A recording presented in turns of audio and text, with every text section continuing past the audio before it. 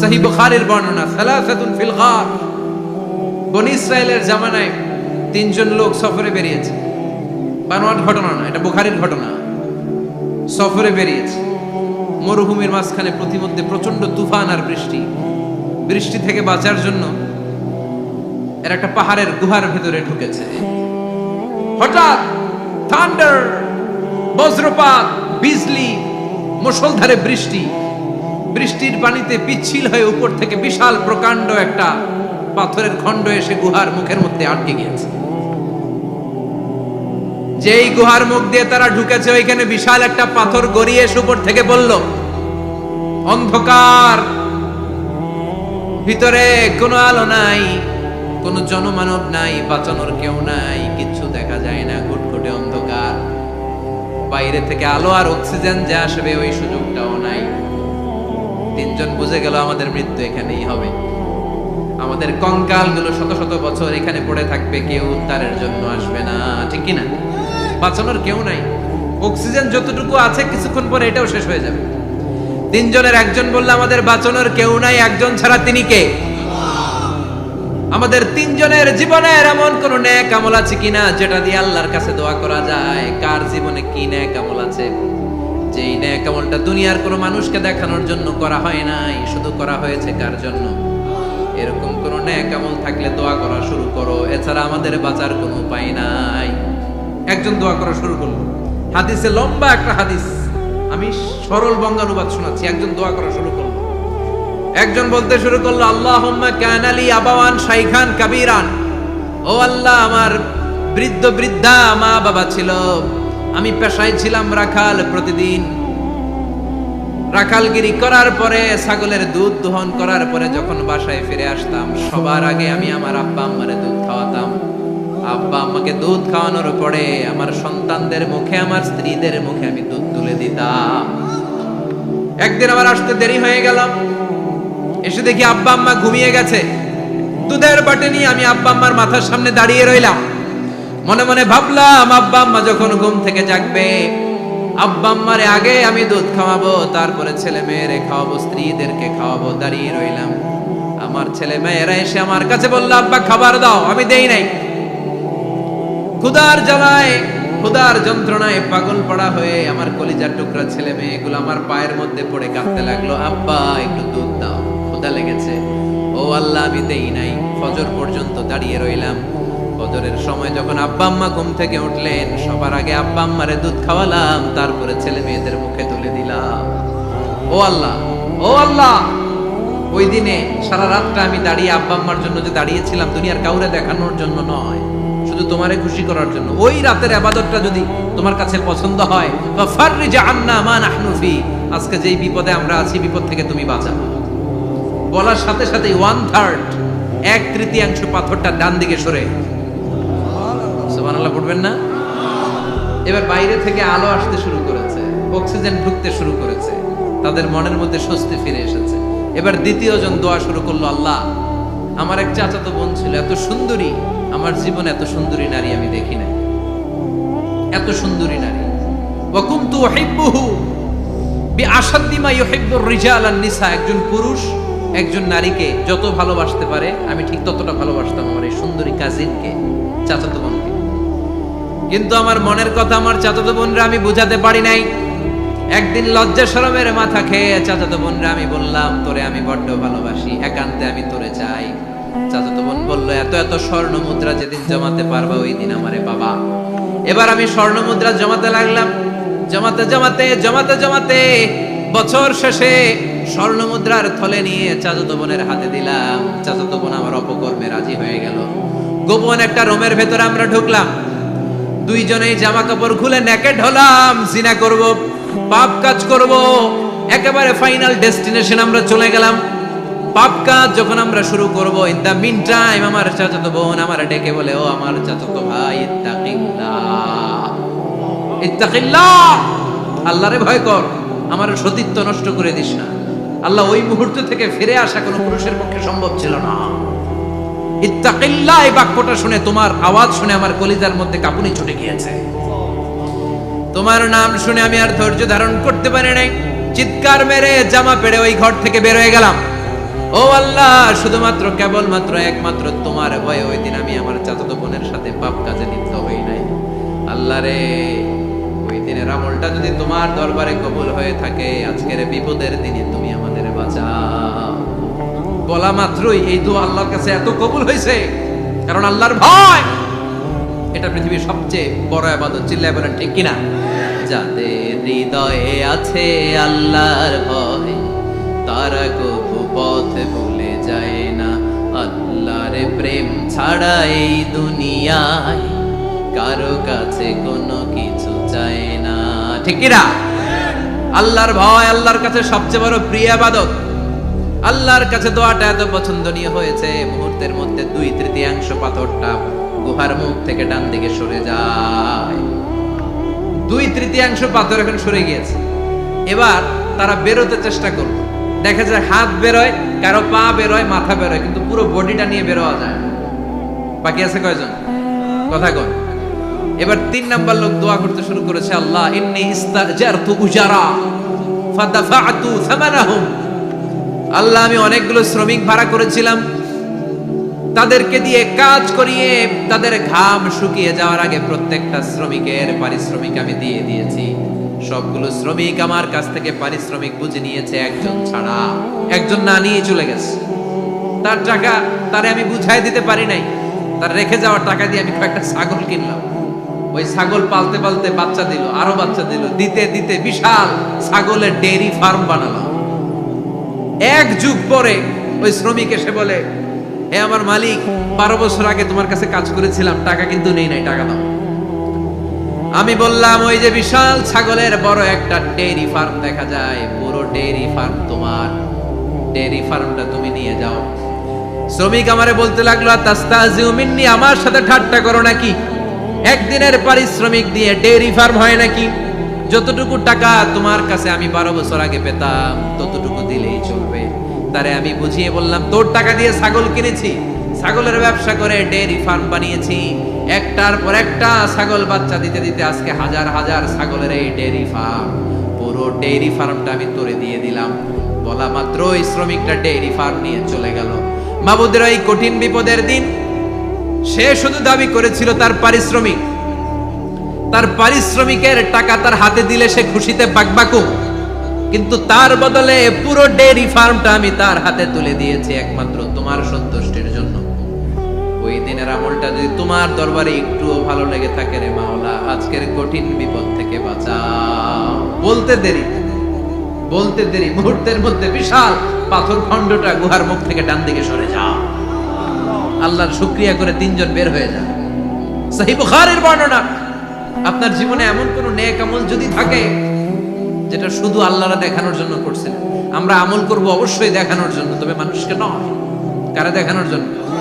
আমাদের সব দেখানো হবে একজনকে। চিল্লায় বলেন, তিনি কে? লা ইলাহা ইল্লাল্লাহ। আর একটা হচ্ছে আল্লাহু আকবার। এই 4টার যে শ্রেষ্ঠ জিকির আর নাই। কথা বলেন, এটা এই 4টার ভিতরে ইল্লাল্লাহ আছে? কথা বলেন। এজন্য জিকিরকে আমরা খণ্ডিত করব। ঠিক যেমন যেমন সহিহ সুন্নাহ এসেছে তেমন তেমন জিকির করলে আপনার কলিজাটারে ঠান্ডা করে দিবে কে? ইল্লাল্লাহর ব্যাখ্যা থাকতে পারে। অনেকে ব্যাখ্যা করে যে এটার মধ্যে লা ইলাহা আছে, এটাকে গোপন রাখা হয়েছে, আমরা ইল্লাল্লাহ পড়ি না, ওটার দরকার নাই। বিশ্বনবী এবং সাহাবারা যেই পন্থায় জিকির করেছেন, যেই পন্থায় জিকির শিখিয়েছেন, ওইটার ভিতরে বরকত বেশি না কম? কথা বলেন, বেশি না কম? এজন্য বিশ্বনবী বললেন আল্লাহর কাছে প্রিয় কথা 4টা। একটা হলো সুবহানাল্লাহ, দ্বিতীয়টা হলো আলহামদুলিল্লাহ, তৃতীয়টা হলো লা ইলাহা ইল্লাল্লাহ, চতুর্থটা হলো আল্লাহু আকবার। সুবহানাল্লাহ, আমার সাথে সাথে আওয়াজ করে পড়েন সুবহানাল্লাহ, আলহামদুলিল্লাহ, লা ইলাহা ইল্লাল্লাহ, আল্লাহু আকবার, সুবহানাল্লাহ, আলহামদুলিল্লাহ, লা ইলাহা ইল্লাল্লাহ। আওয়াজ করে পড়েন আল্লাহু আকবার। মনে থাকবে? জিকিরের ওয়াজ শেষ। এগুলোর চেয়ে শ্রেষ্ঠ জিকির নাই। সবচেয়ে শ্রেষ্ঠ জিকির লা ইলাহা ইল্লাল্লাহ, সবচেয়ে শ্রেষ্ঠ কালিমা আল্লাহর কাছে এই 4টা। একটু খেয়াল করে দেখেন, এই প্রতিটা জিকিরের মধ্যে আমার আল্লাহর নাম আছে না নাই? সুবহানাল্লাহ আছে না? আলহামদুলিল্লাহ, লা ইলাহা ইল্লাল্লাহ, আল্লাহু আকবার। আল্লাহ ছাড়া, আল্লাহর নাম থাকবে না, যেই শব্দের মধ্যে ওই সমস্ত নাম আর হুই হুই হুই হুই এগুলো দিয়ে কোনো জিকির করা যাবে। আবার আব্দুল্লাহ ইবনে আমর ইবনুল আস বর্ণনা করেন, বিশ্বনবী যখন জিকির গুলো করতেন, আমি বিশ্বনবীকে দেখেছি বিশ্বনবীর আঙ্গুলের কড়ায় জিকির গুনতেন। সুবহানাল্লাহ পড়েন। দেখতেছেন আমার হাত দেখা যায়, দেখা যায়, দেখা যায়। রাআইতুন নাবিয়্যা, আব্দুল্লাহ ইবনে আমর ইবনুল আসের বর্ণনা, রাআইতুন নাবিয়্যা ইয়াকিদু তাসবিহা বিয়ামিনিহি, আমি বিশ্বনবীকে ডান হাতের গিড়ার ভেতরে তাসবিহ গুনতে শুনেছি, তাসবিহ গুনতে দেখেছি। সুবহানাল্লাহ পড়েন। এখন আমরা লম্বা তাসবিহ ছড়া নেই না, এটা জায়েজ, কিন্তু শ্রেষ্ঠ হচ্ছে হাতের গিড়ায় গণা। এই প্রতিটা গিড়া in the day of judgement আপনার পক্ষে সাক্ষী দিবে। মনে থাকবে কিভাবে গুনবেন? বা হাতে না ডান হাতে? ডান হাত উঁচু করেন সবাই, এইভাবে। নামাজ শেষ, আল্লাহু আকবার পড়ে 3 বার ইস্তিগফার পড়ে গণা শুরু, এইভাবে সুবহানাল্লাহ। ঠিক আছে? এরপর আলহামদুলিল্লাহ, এরপর আল্লাহু আকবার। সবাই রাজি তো? সবাই রাজি? আল্লাহ তুমি কবুল করো। আরো জোরে পড়েন আমিন। তাহলে আমরা তাওবার পদ্ধতি জানলাম, কেন আমরা ইস্তিগফার পড়বো জানলাম, এরপরে জিকিরের খুঁটিনাটি জানলাম। এবার কেমন করে আল্লাহর কাছে দোয়া করবো এটাও জানার দরকার আছে না নাই? বিশ্বনবী বললেন আর দোয়া মুখুল ইবাদা, দোয়া হলো ইবাদতের নির্যাস। যে দোয়া করে না সে কিছুই করে না। তিরমিজির আরেক বর্ণনায় বিশ্বনবী বললেন আর দোয়া ওয়াল ইবাদা, দোয়াটাই হলো ইবাদত, দোয়াটাই ইবাদত। ধরেন আমি দোয়া করা শুরু করলাম, এটাই ইবাদত। নামাজ যেমনি ইবাদত, জিকির যেমনি ইবাদত, হজ করা যেমনি ইবাদত, দোয়া করাটাও। এজন্য প্রতি নামাজের শুরুতে দোয়া আছে না নাই? সূরাতুল ফাতিহার আরেক নাম সূরাতুদ দোয়া, দোয়ার সূরা। আমরা প্রত্যেকবার সূরা ফাতিহা যখন পড়ি আমরা পড়ি ইহদিনাস সিরাতাল মুস্তাকিম। সবাই পড়েন ইহদিনাস সিরাতাল মুস্তাকিম। ও আল্লাহ, আপনি আমাদেরকে সরল সঠিক পথ দেখান। পড়েন আমিন।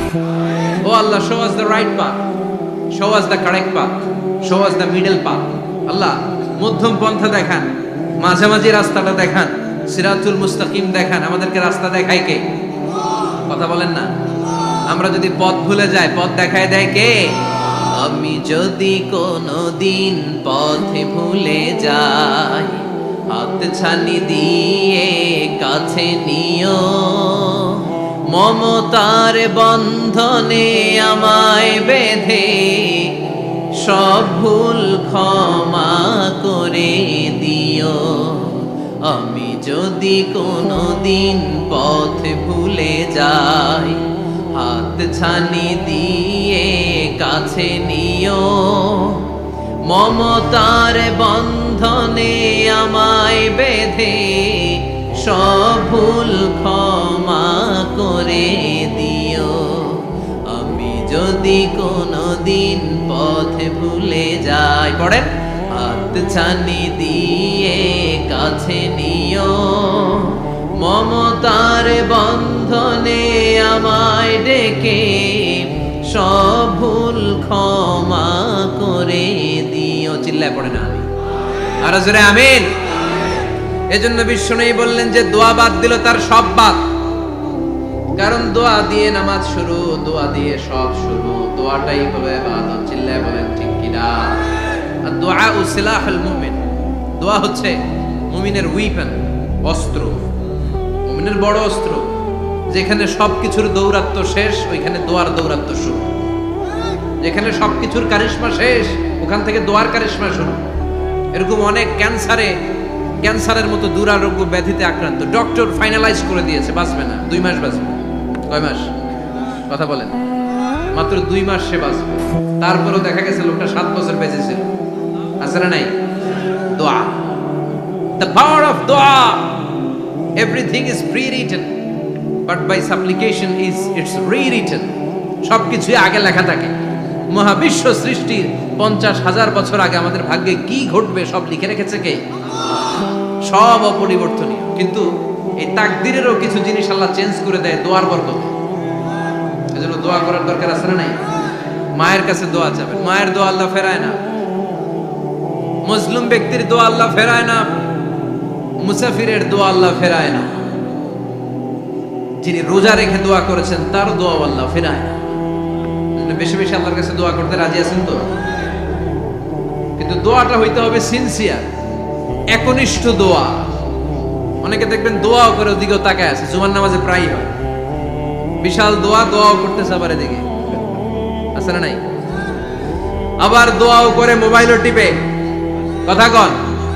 আবার আমরা আলোচনা শেষে দোয়াও করি, পোলাপাইন সেলফিও তোলে, আছে না নাই? সিনসিয়ারিটি নাই। আপনার কি পরিমাণে সিনসিয়ারিটি আছে এটার উপর ডিপেন্ড করবে আপনার দোয়া কবুল হবে কি হবে না। একজন দোয়া করলে মুহূর্তে কবুল, চোখ বন্ধ করলে আল্লাহর আরশে চলে যায়, মদিনার সাথে ওর কানেক্টিভিটি বেড়ে যায়, আল্লাহর সাথে কানেক্টিভিটি বেড়ে যায়, সে ফিল করে সে আল্লাহর সাথে কানেক্ট হয়ে গিয়েছে। আর আরেকজন দোয়ার মধ্যে খুঁজা কিছু পায় না, আছে না নাই? তো দুই দোয়ায় পার্থক্য আছে না, কথা কন। এজন্য সম্মানিত ভাইরা, দোয়াই যখন করবেন সিনসিয়ারলি করবেন, কানেক্টিভিটিটাকে স্ট্রং করার চেষ্টা করবেন। সিনসিয়ার দোয়া is like a missile. Missile নাম শুনছেন? হামলা করে না, মিসাইল হামলা করেছে ইসরায়েল, শোনেন নাই? মারলে একেবারে ধ্বংস করে যায় সব। এই মিসাইল হামলা, ড্রোন হামলা, এগুলো লক্ষ্য বস্তু ভেদ করে ভয়ঙ্কর ভাবে ইঞ্চি ইঞ্চি, মাইক্রো ইঞ্চি মেপে মেপে এমন ভাবে এই বোমাটা মারবে, ঠিক জায়গা মতো এটা ফিট হয়ে যাবে। তেমনি দোয়ার মতো আপনি যদি দোয়া করতে জানেন, একনিষ্ঠতার সাথে সিনসিয়ারিটি সাথে যদি দোয়াটা করে ফেলতে জানেন, এই দোয়া মুহূর্তে আল্লাহর আরশে যেয়ে নক করবে। সুবহানাল্লাহ পড়েন। আর মুমিনের দোয়া কখনো ফেরত যায় না, দোয়া করলেই মুমিনের দোয়া কবুল করে নেয় কে? আপনি জীবনে যত দোয়া করছেন সব কবুল। All of your supplications are accepted. Whatever you have supplicated to your Lord, যাই চেয়েছেন সব কবুল। অনেকে বলে হুজুর এটা একটা কথা কইলেন, সব দোয়া বুঝি কবুল? কত দোয়া করলাম, জীবনে কত কিছু চাইছি, কই কিছুই তো দেয় না। এরকম আছে না নাই? অনেকে বলে হুজুর কত চাইলাম আল্লাহ আমার দিল না। 5টা আল্লাহ মেয়ে দিয়েছে, একটা ছেলের জন্য কাবাগর ধরেও দোয়া করে আসছি, হাজরে আসওয়াদ ধরে দোয়া করে আসছি, মুলতাসামে দোয়া করে আসছি, আরাফাতের ময়দানে দোয়া করছি, কই আল্লাহ দিল না। আর আপনি ওয়াজে যত দোয়া করছেন সব কবুল করে নিছে কে? কন্ট্রাডিক্ট হয়ে গেল না? আমি বললাম সব দোয়া কবুল, আর আপনারা কইতেছেন কই কত কিছু তো পাই নাই। আল্লাহর দোয়া কবুল করার 3টা পদ্ধতি আছে। কয়টা? আপনাদের জিমানি আসছে? কথা শুনতেছেন তো? 3টা পদ্ধতিতে তিনি দোয়া কবুল করেন। চিল্লায় বলেন কয়টা? আপনি দোয়া করা মাত্রই আল্লাহ দোয়াটা অ্যাকসেপ্ট করে নেয়। আল্লাহ বলে accepted, rejected he never say your সাপ্লিকেশন is rejected. তোমার দোয়া রিজেক্ট করে দিলাম, এটা আল্লাহ কখনো বলে? সুবহানাল্লাহ পড়বেন না? দোয়া করা মাত্রই কবুল করে কে? তবে 3টা পদ্ধতিতে করে। চিল্লায় বলেন তো কয়টা? যখনই যা চাইবেন আল্লাহ বলে দেব দেব দেব, দেব না কখনো বলে না। 3 পদ্ধতিতে কবুল হয়। পদ্ধতি নাম্বার 1, কোন বিষয় আল্লাহর কাছে চাইলেন, দোয়া করলেন, আল্লাহ বলে দেব দেব বলেই তিনি দিয়ে দেয়, ফলে আপনি পেয়ে যান, আপনি খুশি। সুবহানাল্লাহ পড়েন। পদ্ধতি নাম্বার 2, আপনি আল্লাহর কাছে কিছু চাইলেন, আল্লাহ তখনও বলে বান্দা তোরে দেব, রিজেক্ট করে দিলাম এটা বলে না, দেব তবে এখন না, লেটার অন, একটু দেরি করে, পরে দেব। কখন দিলে আমার জন্য ভালো, আমার চেয়েও ভালো জানে কে? তাইলে মাঝে মাঝে সাথে সাথে দেয়, মাঝে মাঝে দেরি করে দেয়। পদ্ধতি নাম্বার 3, আল্লাহর কাছে দোয়া করলেন, আল্লাহর কাছে কায় মনোবাক্যে চাইলেন, তখনও আল্লাহ বলে বান্দা আমি দেব, তুই নিরাশ হইস না, তবে এখন দেব না, দেরি যেদিন বিপদে পড়ে যাবি ওই দিন দেব। যেদিন পিতা সন্তানরে চিনে না, সন্তান পিতারে চিনবে না, পীর সাহেব মুরিদরে চিনবে না, মুরিদ পীর সাহেবরে চিনবে না, মুসল্লি ইমাম সাহেব চিনবে না, ইমাম মুসল্লি চিনবে না, নেতা কর্মী চিনবে না, কর্মী নেতারে চিনবে না। চিল্লা এখন ঠিক কিনা? কেউ কাউরে চিনবে না, কেউ কাউর কোনো উপকারে আসতে পারবে না। ওই কঠিন দিনে তোরে আমি দেব রে গোলাম। তাহলে এই যে এতগুলা দোয়া ছোটবেলা থেকে আনটিল টুনাইট, এই রাত পর্যন্ত যে দোয়াগুলো আল্লাহর কাছে করছেন, লস হয়েছে? চিল্লায় বলেন লস হয়েছে না লাভ? লস না লাভ? আল্লাহ বলে গোলাম চা বেশি বেশি দোয়া কর, উজিবু দাওয়াতাদ দাঈ ইদা দাআন। আমার বান্দা আমার কাছে চাইতে দেরি হয়ে যায়, দোয়া কবুল করতে দেরি হয়, এজন্য বারবার চাইতে হবে। না দিলেও চাও, না দিলেও হয় একটু পরে দিবে, দেরি করে দিবে, যখন আমার জন্য উপকার হবে ভালো হবে তখন দিবে। তা না হলে কিয়ামতের ময়দানে দিবে। চিল্লায় বলেন ঠিক কি না? বেশি বেশি দোয়া করবেন, সবার জন্য করবেন, নিজের জন্য করবেন, ফ্যামিলি মেম্বারসদের জন্য করবেন, শুভাকাঙ্ক্ষীদের জন্য করবেন, শত্রুদের জন্য বেশি করবেন, হেটার্স যারা আছে ওদের জন্য বেশি দোয়া। আল্লাহ যেন এগুলোর হেদায়েত দেয়। ইসলাম বিরোধী যারা এদের জন্য দোয়া, হিন্দু বন্ধু থাকলে এদের জন্য দোয়া, হেদায়েতের দোয়া। ঠিক কি না? সবাই সবার জন্য দোয়া করেন। অনেকে কয় হুজুর আমি আরেকজনের জন্য করবো কেন, হ্যাটটা হ্যাঁ করবো, আমার দোয়া আমি করব, আছে না নাই? না, আপনি তার জন্য করবেন। আপনি যদি আপনার ভাইয়ের জন্য দোয়া করেন, ফেরেশতারা বলে ওয়ালাকা বিমিসলিন, মানে আল্লাহ সে তার ভাইয়ের জন্য যে দোয়া করলো এই দোয়াটা আগে তার জন্য তুমি কবুল করে নাও। আপনি যদি দোয়া করেন আল্লাহ আমার ভাই অসুস্থ, তুমি তারে সুস্থ করে দাও, ফেরেশতারা বলে আল্লাহ যেই লোকটা দোয়া করলো তার মধ্যে যদি কোনো রোগ থাকে আগে তারে সুস্থ করে দাও, পরে বাইরে। ফেরেশতাদের দোয়া কবুল করে নেয় কি? আপনার দোয়া কবুল হইতেও পারে নাও হইতে পারে, কিন্তু ফেরেশতারা আল্লাহর কাছে দোয়া করলে এটা কবুল হবে না? আপনি যদি দোয়া করেন আল্লাহ আমার ভাইয়ের আর্থিক অবস্থা খুব খারাপ, তারে ধনী বানিয়ে দাও, ফেরেশতারা বলে ওয়ালাকা বিমিসলিন, ও আল্লাহ এই দোয়াকারী তার ভাইয়ের জন্য যে এই দোয়াটা করেছে আগে তার জন্য দোয়াটা কবুল করে নাও। সুবহানাল্লাহ পড়ো। এজন্য বেশি বেশি দোয়া করতে রাজি আছেন? বারবার চাই, সকালে বিকালে দুপুরে রাতে শীতকালে গ্রীষ্মকালে সব সময় আমরা দোয়া করব কার কাছে? আল্লাহর কাছে। বারবার চাইলে আল্লাহ খুশি হয়ে যায়, বারবার না চাইলে আল্লাহ রেগে যায়। দুনিয়ার সিস্টেমের একেবারে বিপরীত। আমি যদি এই ভাইয়ের কাছে কোন একটা বিষয় নিয়ে আজকে যাই, ভাই আমারে 1000 টাকা দেন, বিপদে পড়ছি, দিল 1000 টাকা, নেন বিপদ সারা উদ্ধার। এক সপ্তাহ পরে আবার ভাইজান বড় বিপদে আছে, 1000 টাকা। তারপরে উনি লজ্জায় করে দিবে, আসছে যখন দেই। পরের সপ্তাহে আবার মেসাব 1000 টাকা। ওই দিন বলবে ভাই 1000 নাই, 500 নিয়ে আসেন, কথা কর। এর পরের মাসে যদি বলি ভাই বিপদে পড়ছি, দিবে নাকি? লাঠির বাড়ি আছে না নাই? প্রতি সপ্তাহে সপ্তাহে তোমার বিপদ, কথা কর। তার মানে এই দুনিয়ার সিস্টেম হচ্ছে একটা বিষয় নিয়ে বারবার কারোর কাছে যাওয়া যায় না, চাওয়া যায় না, শরম লাগে, কথা কর। কিন্তু আল্লাহর সিস্টেমটা একেবারে উল্টো। আল্লাহর কাছে বারবার না চাইলে তিনি রেগে যায়। তিরমিজির বর্ণনা, ইন্নাহু মান লাম ইয়াসআলিল্লাহ ইয়াগদাব আলাই, যে ব্যক্তি কোনো বিষয় নিয়ে বারবার আল্লাহর বিরক্ত করে না তার উপর আল্লাহ রেগে যায়। আর বারবার চাইতে যে লোকটা আল্লাহরে বিরক্ত করতে চায় তার উপর আল্লাহ খুশি হয়ে যায়। এজন্য চাবেন আল্লাহর কাছে আজকে থেকে, চাবেন। দোয়া করলে যে কবুল হয় বিশ্বাস হয় মুসলমান। নেক আমলের ওসিলা দিয়ে দোয়া কবুল হয়।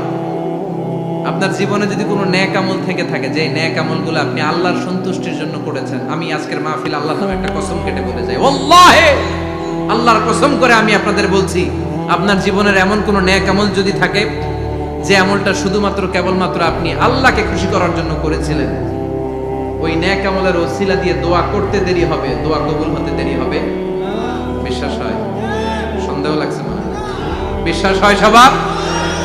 নেক আমলের ওসিলা, ওই নেক আমলটা শুধুই হয়েছে কার জন্য? চোখের পানি ছাড়ছিলেন এক রাতে আল্লাহর ভয়ে, কাউরে দেখানোর জন্য না। ওই নেক আমল। রাত্রিবেলা হেঁটে যাচ্ছিলেন মসজিদের পাশ দিয়ে, দেখলেন দান বাক্স লেখা, কেউ নাই। কচকচে 500 টাকার নোট বের করে ঢুকাই দিয়েছিলেন। এটা হচ্ছে শুধু আল্লাহরে দেখানোর জন্য নেক আমল, ঠিক কিনা? আল্লাকা সিররুন ইনদাল্লাহ বাইনাকা আনতা ওয়া বাইনাল্লাহ, আল্লাকা সাদাকাতুন তাখফা লা ইয়ালামুহা ইল্লাল্লাহ, আল্লাকা সিররুন ইনদাল্লাহ বাইনাকা আনতা ওয়া বাইনাল্লাহ, আল্লাকা সাদাকাতুন তাখফা লা ইয়ালামুহা ইল্লাল্লাহ। সুবহানাল্লাহ পড়েন। আল্লাকা সিররুন ইনদাল্লাহ, তোমার আর তোমার রবের মাঝে গোপন কিছু আছে কি যেটা আল্লাহ ছাড়া কেউ জানে না? তোমার কি কোনো গোপন দান আছে কি যেটা আল্লাহ ছাড়া কেউ দেখেনি? সুবহানাল্লাহ পড়েন।